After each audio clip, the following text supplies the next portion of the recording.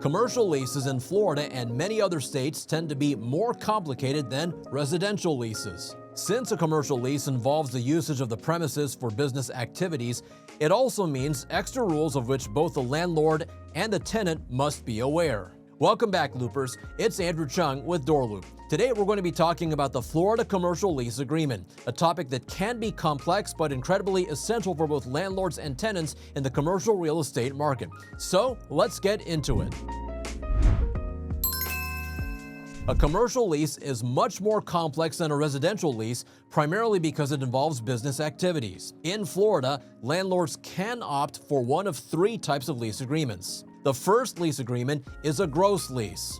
In this type, the tenant pays a fixed amount of rent while the landlord covers the business nets, such as property taxes, common area expenses, and insurance. Gross leases are considered to be more tenant-friendly. The second lease agreement is a triple net lease. In contrast to a gross lease, the tenant shoulders not just the rent, but also the costs of taxes, area expenses, and insurance. Triple net leases are considered to be more landlord-friendly since it's up to the tenant to pay for everything. And the third lease agreement is a modified gross lease. This is basically a combination of the two previous types where the lease terms are negotiated between the landlord and tenant. It's crucial that landlords make the terms and conditions of the lease agreement crystal clear to avoid legal complications down the road. Florida has specific rules for commercial leases. Some essential factors that every commercial lease agreement in Florida must include are introduction, outlining who is involved and the specifics of the business and property, description of the commercial property,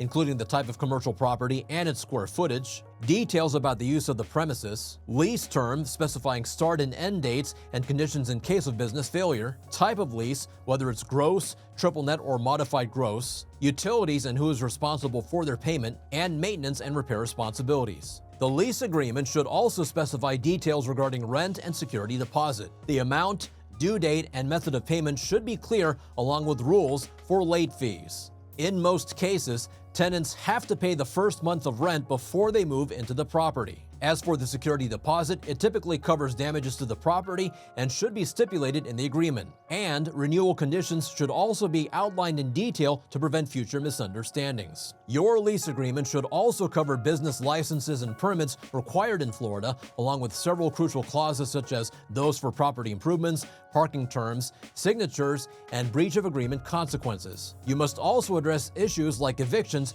and holdover tenants. Additional vital clauses include waivers, amendment statements, bankruptcy statements, indemnification statements, subleasing requirements, and insurance requirements. And don't forget about pet policies, advertising requirements, and sign placement rules. Finally, you must address specific landlord-tenant rights and responsibilities and mandatory disclosures like radon gas and lead paint for older buildings. Ensuring the suitability and fitness of a property is highly recommended. Remember that according to Florida law, specifically the statute of frauds, any verbal commercial lease that goes for over a year is considered void. To prevent this issue from happening, any commercial lease that goes for more than a year must be put in writing. Leasing commercial property in Florida may seem overwhelming, but with a well-drafted lease agreement, both parties can be protected. And there you have it, all you need to know about commercial leases in Florida. If you want to write your lease, that's great, but keep in mind that while it's not mandatory to notarize your document in Florida, it could provide an additional layer of legal security. Before we get to some frequently asked questions, make sure to subscribe and give this video a thumbs up so we can get this information to more real estate professionals. And here are some frequently asked questions. Number 1 is, can you write your own lease in Florida? The answer is yes. A written lease is much better than an oral agreement if you want to prevent any legal issues in the future. You can write everything yourself, but if you don't want to take the time of figuring everything out, feel free to download a free template. Click on the link in the description below. Question number 2 is, do commercial documents need to be notarized in Florida? The answer is no. Your lease document does not have to be notarized in Florida.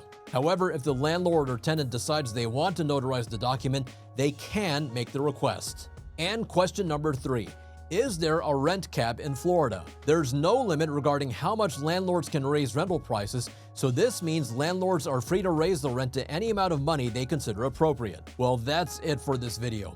If you want to join a community with other real estate professionals, join our exclusive Facebook community with the link in the description. And to learn more about property management tips, click this playlist here. We'll see you there.